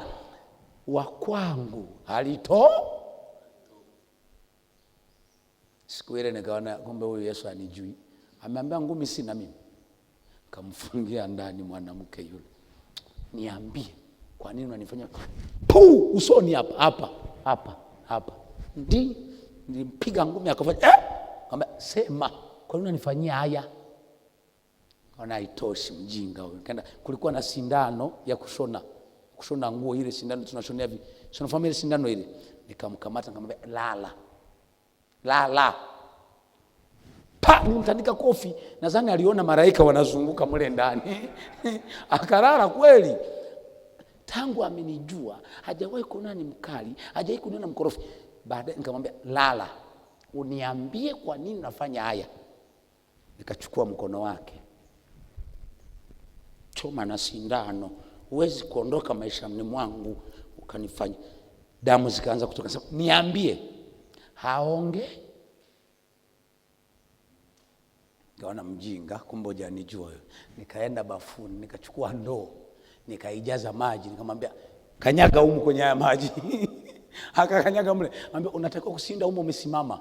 Nikakaa kwenye kitanda, nikamwambia ukitoa mguu, unaona hii ngumi hii?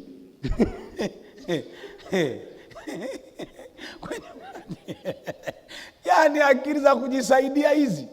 Akili. Nataka niwaombe watakatifu, inapofika shetani amepindana ndani ya mtu, akili zako azifanyi choo. Amesimama kwenye ndoo mpaka miguu ikawa kama imefanywa masaji. Nikamtoa. Nije nikuone sasa. Nimemtandika mchana ule. Akashinda nyumbani, tukalala. Kesho yake akapika chakula vizuri kama mke wa mtu, akamaliza. Usiku tukalala. Nikaota. Kijiji watu weusi. Mimi naelekea kanisani, wananilima fimbo huku mgongoni. Wamenikunguta. Anayewaelekeza wanichape ni yeye. Kutoka usingizini, nina miranzi ya nini?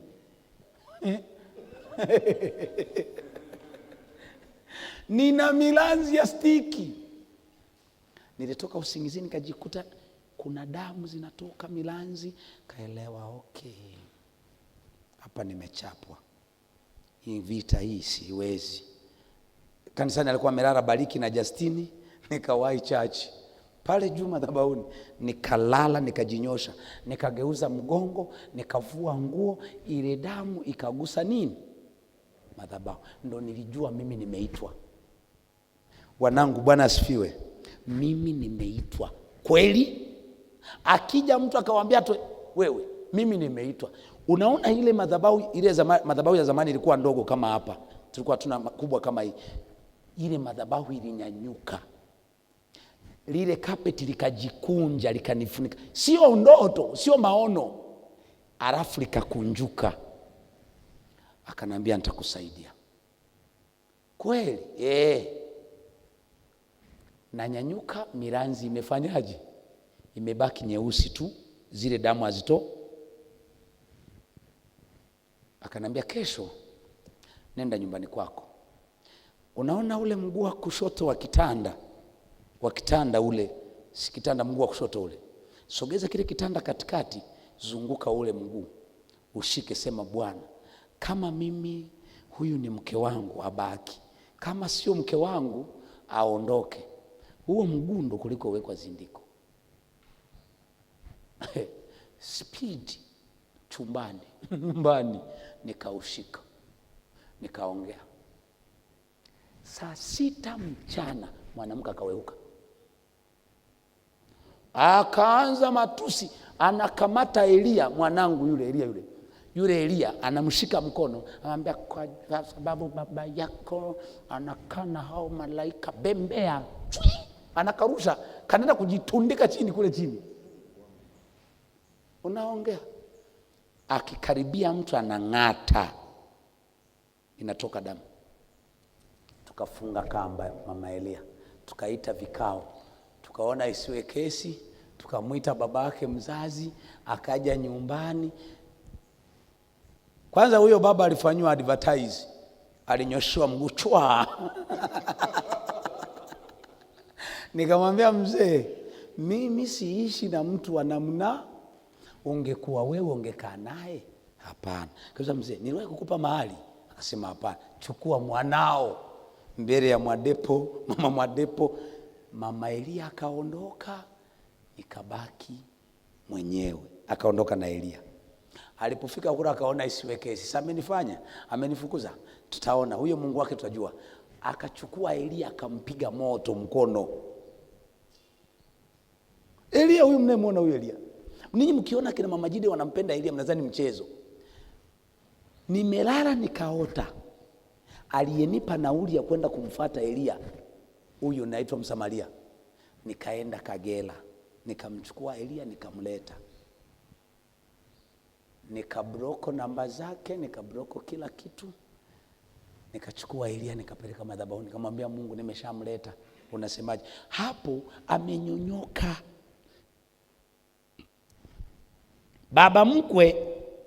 Baba mkwe. Kumbe na yeye yalimkuta kwa mke wake, mama yake na nani. Sasa baba mkwe akajiuliza, huyu mtu ambaye ameweza kufanya haya, mimi niwe karibu na mkwe, sikawa karibu na mimi. Akafunga safari, akaja kumwona mtoto. Baba kunyosha mkono hivi, baba mkwe anakula mieleka ya kufikia. Baba mkwe akafunguliwa, Elia akapona, nikaanza maisha. Na maanisha nini? Yesu akichelewa kukusaidia, unaweza ukaa kwenye ndoa ambayo sio yako miaka yote, ukaja kuachika, umekaribia mwisho wa uzee. Na ukienda kwa wachungaji wanakuambia hapana, alichokiunganisha Mungu mwanadamu asikite. Kumbe shida Mungu hayupo, mulijiunga wenyewe na mnapitia hayo wenyewe. Mungu amewatiza. Kila mtu hapa amwambie Yesu, wahi kwangu. Bwana asifiwe. Uliwahi kusoma kutoka Luka 13? Umeelewa? Yafuatayo ni hatari. Yafuatayo ni, ukiwa kanisani umeanza huduma ama umejiunga na kanisa, ziba masikio kwa uliowakuta, mtizame aliyo mbele. Ziba. Huyu asingekuwa kanisani, huyu asingekuwa kanisani, wala huyo sasa hivi asingekuwa hapa. Usipoziba masikio, mashetani yataongea masikioni mwako mchungaji, ukiamini anayeongea ni mchungaji mwenza. Ziba. Biblia inasema, mkuu wa sinagogi anasema, mna siku 6, hamtakiwi kupona leo. Ulionao kanisani, usiamini wanampenda Yesu kama wewe, usiamini. Yule mwanamke alijua mkuu wa sinagogi ni mcha. Swali, mkuu wa sinagogi alikuwa anatamani yule apone? Ukipata mchumba uko kanisani, usitangaze haraka. Watakuroga wale wa umumu. Wasipokuroga watampiga majungu. Ukipata baba wa kiroho mzuri, anayekujali, anayekukea, usimudiskasi kwa mtu, mudiskasi kwake. Ukianza kuuliza, mtumishi, kwani yule mchungaji wa Miembe Saba unamjua? Rafiki, mimi ningekuwa sina Mungu, Adela tusingekuwa wote. Nimepigiwa simu nyingi, sio moja, sio moja. Nikikuonyesha simu zilizopigwa kwangu na watu nisio wajuu, yaani mtu aliyeona kanisa la kwa Adela, nimepiga simu na picha na Adela, ni mwanangu nampenda, unajua nilivyotoka hapa nilijidai, unajua nilitengeneza klipu nikajidai, nikaipeleka mtandaoni.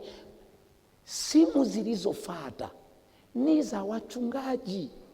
Kati ya hao ni mmoja aliwahi kumuibia, yaani aliwahi kumuibia huyu, ndo ananiambia Adela ni mbaya. Swali, nani mbaya hapo?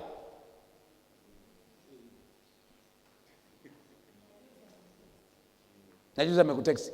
Nadhani alivyosikia na kuja huku.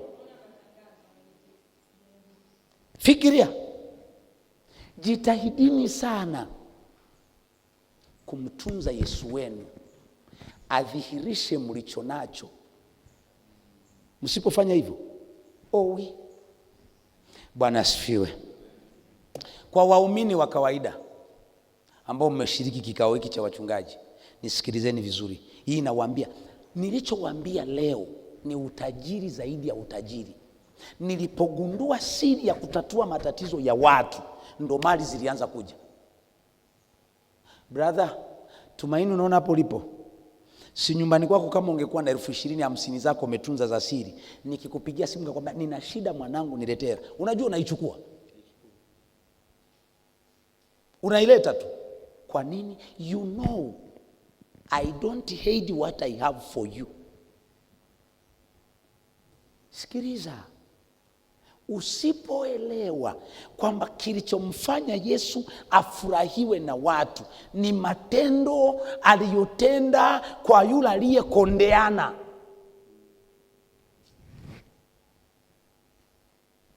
Yesu asiyetoa majibu hubadilika na kuwa shetani. Mwisho niwaambie hiki. Kwa waumini wa kawaida ambao mjao wachungaji, naomba niwaambie, siku yoyote ukiwa unaumwa, ukiwa unataka kuinuliwa, punguza kualika watu kama hujainuliwa. Nani amenisikia? Ukiwa na waumini ambao ndo wako kwenye process ya kukua na kuwa watu wazima, usiwaambie waalike wengine, usiwaambie. Ndio maana Yesu alikuwa akimponya mtu anamwambia usimwambie. Yesu anajua lolo. Aliyekuloga ndo naye mpelekea taarifa wakati hujui kama ndalie kufanyaje. Ukimpelekea taarifa anaita wengine 4 wanashirikiana kukuroga. Ndio maana watu nawaambia, unapokuwa unafungua watu kanisani, waambie usimwambie mtu, subiri miezi 2 3 utaita wengine. Nimeshuhudia. Nimefanyaje watumishi? Unamchukua mwanangu Benja, unamwombea, unambariki, unamaliza. Anapoondoka na yeye anajiposti, my daddy. Akimaliza kujiposti, kumbe huyu ana vita na watu wengine ambao mimi siwajui. Wanagundua amependeza, ana mtu bora. Wanachokifanya, wanakuja kwangu, wanaleta madhaifu yote ya Benja kwa babako. Benja ni malaya, alikuwa na kama mwanamke fulani ni wa hivi, fulani ni wa hivi. Wakimaliza kusema hayo, baba moyo unafanyaje? Unashangaa yule aliyekuwa anakupigia simu kila siku hakupigii. Uliyekuwa kimuuliza baba sijara leo, anakuambia tulia na kutumia pesa, atumi. ni wale waliokuona ukiwa naye wakati hujajenga misuli. Huwa tunawaambia usijitangaze kama hujajenga. Usijitangaze. Ukijitangaza wanakuua. Kuna nyakati Yesu anachokonoa ugomvi, anamwambia kipofu au mgonjwa, anamwambia nenda kajionyeshe kwa makuhani. Nini maana yake? Amechoko. Ninyi ambao mjao walokole wa kweli, amjakomaa kiroho, ukiombewa mara ya kwanza kanisani, usimshirikishe mumeo wala dada wala rafiki. Subiri ufunguke vya kutosha, duka lianze kuwa na wateja, mume aanze kukutunza. Lakini wenzangu, ukishaombewa tu naitwa Vanessa, umenyosha tu mkono mmoja, yule amefunguliwa, yule shoga, twende kwa baba yangu, unayemleta ndiye alikuwa anakuroga, ndiye alikuwa amefunga huduma. Nimekutana nao. Wewe ulipokuja kwangu ulimkuta mchungaji. Umekumbuka? Kumkuta mwanao wa kiroho. Wakati nakutana naye ulikuwa unajua? Mimi nilikutana naye TikTok, na wewe tukakutana wapi? TikTok. Kakutangulia kuja kwangu wiki, kasimulia madhaifu ya huduma yenu kutoka Januari mpaka Disemba. From nowhere Benja naye na begi lake naenda kwa baba, anamkuta mwanae wa kiroho wapi? Aliyemaliza kumsema vibaya. Unakumbuka alikaa nyuma kujificha, alikuja kukusalimia mara ya kwanza. Amen. Amen. Ndio maana ukikutana mtu kama mimi, jua Mungu ametupa hekima kubwa sana. Tuna interact na wachungaji wengi. Ndicho alichonipa Mungu. Ndio maana nawasaidia kujua. Kwa hiyo yule kijana anatafuta mlango wa kumumeza sasa, maana askofu wake kaja. Hawa wote wametoka dini. Kibaya zaidi, yule kijana alishaalikwa kwenye kanisa la huyu, akahubiri akaacha na vimbembe. Yaani wewe unaacha mabaya, alafu unamsema vibaya uliye kwenda. Yaani mimi nitoke hapa nimseme vibaya Adera, ngumu. Utaongea, nitakwambia mwacheni, ni mwanangu. Mimi nadhani ni mchungaji wa kwanza kumkataza Adera kuvaa wigi. Alikuwa na mawigi ya mamerioni huyu, nalivaa refu hivi. Kama mwanangu na haribu utukufu, acha. Akaacha. Uwezi kunitoa kwa mtoto kama huyo, mtii.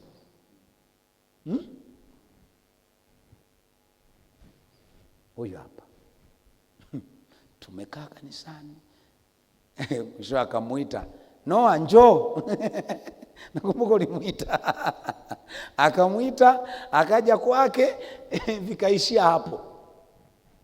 Nadhani akaisha, ndugu akawa sehemu. Na maanisha nini? Ukiwa umetoka dhehebu lolote kuja kwangu na kuomba ya huko yaache, tuanzie hapa. Bwana asifiwe. Mwe niwaambie, nani anayejua kwamba ulikotoka hata kutana na mimi? Niliwahi kutangaza mpaka sasa mitandaoni, kama kweli kuna mtu alitoka mikononi mwangu na alikuwa anamtafuta nani? Mungu wa kweli, sio wa mizimu, tutakutana tena. Nisikilize vizuri. Nimeombea mwanangu huyu mimi. Alivyoona amebarikiwa akanikimbia, akaenda Nigeria, akatafuta wahubiri kutoka wapi huko. Yaani anataka afanye tamasha Tanzania. Tena lilitakiwa kufanyika hapa na huko. Akaacha ndugu zake wote hawa, wote mlioko hapa, muendeshe semina ya waumini wake. Akaagiza watu Zambia Ni wapi? Wakaja kuendesha kongamano, wakamwacha ameitirafiana na Adela ameita. Lakini unajiuliza, kama ungemuita no huyo hapa au Benja, yangekuepo? Kaacha hawajaja huko. Sasa alikuwa nao. Sasa nikupe story. Sikiliza sasa kinachotokea. Hili ndo tatizo kubwa kwenye maisha yetu. Akaacha kunipigia simu, akaacha kujibu meseji zangu, anatembelea gari niliyotabiri mimi, anaendesha huduma kwenye madhabahu niliyotabiri, anashikashika tumbo lenye mimba ya mtoto niliyetabiri nani?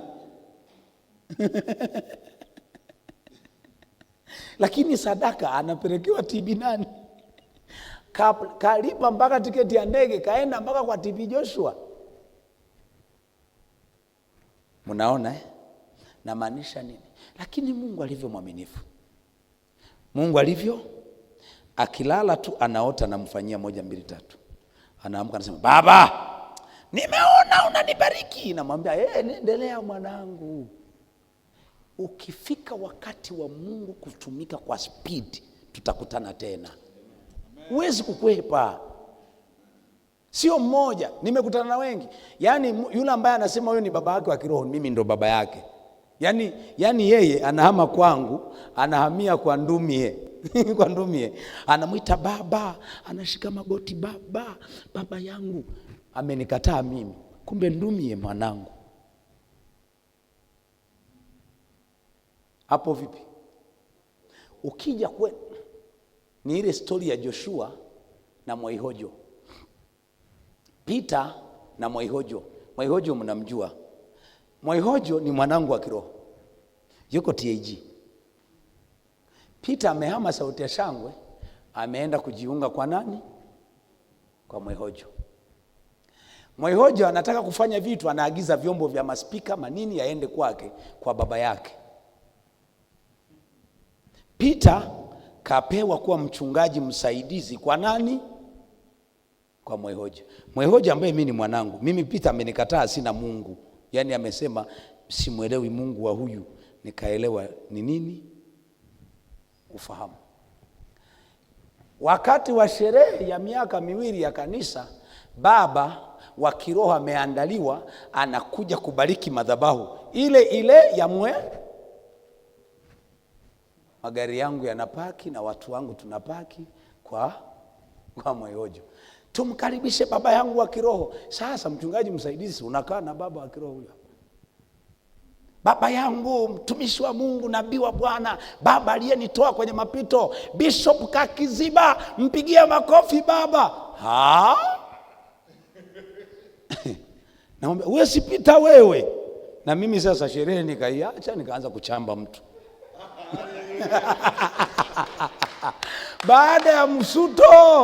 Baada ya msuto sherehe ikafanyaje? Si niko kwa mwanangu, utanifanyaje? Akakimbia akanishika miguu. Nikamwambia, niliwahi kukuambia, siku ukiondoka kwangu na ukabaki na kiu ya kumtaka Mungu wa nini? Wa kweli, tutakutana. Wewe Vanessa, unaona sasa hivi uko hapa, usinipigie tena. Nenda kuingine unakotaka. Siku ukirogwa ukamtafuta Mungu wa kweli wa nini? Tutakutana. Yaani utashangaa, yule baba yako wa kiroho, mimi sio baba yake wa kiroho, ila ni rafiki yake na baba yako wa nini? Utashangaa siku moja na alikwa kwake, rafiki yangu mkubwa ananisapotigi. Mwenzangu, kumbe huko hapa ni mwenzetu, twende. Amen. Ndio maana nawaambiaga, ukiona umehama kwa Adela ukaenda kwa Ima, funga. Ukiona umeanza kufunguliwa, muujiza umeanza kuja, usimwambie mtu haraka. Mengine ficha. Mwambie baba yako tu, baba naona tuliomba kuhusu hichi kimetokea. na kuna kingine kimetokea ambacho hatukuomba. Wewe ngoja niwape story. Baraka ikianza kuja, kuna vingine vinakuja ambavyo kuviomba. Yaani Mungu akifungua mlango, kuna vitu vinakujaga vyenyewe bila wewe kufanyaje. Yesu aliintendi kumponya mmoja. Waliofurahi ni wangapi? Alikuwa amewawazia. Ndo baraka inavyokuwa. Bwana asifiwe. Na wapenda, naomba swali, tupe maiki, mniletee kiti changu kile nilichokiweka hicho ndo nakalia nikiwa hapa. Nilivitoa mwenyewe. Washa maiki, wape watu ambao wameelewa nini, na tunaomba mwasaidie maji. Dada Mama Adera, kama chakula kimeiva wapakue. Okay. Uniambie umeelewa nini ulieko hapa. Hili ni darasa la wachungaji. Nadhani sasa hivi tunaenda saa 8. Tulianza saa 5. Ndio shida ya mafundisho yangu. Mimi naweza nikafundisha kutukia saa 12 na hujachoka. Pole. Wow, hii inaitwa kiti ya utukufu. Ule kalia cha hivi wewe. Hii kiti hii inakupokea vizuri. Karibu sana. Aya, naomba wape maiki watu au mtu anasimama kama tunasikilizana.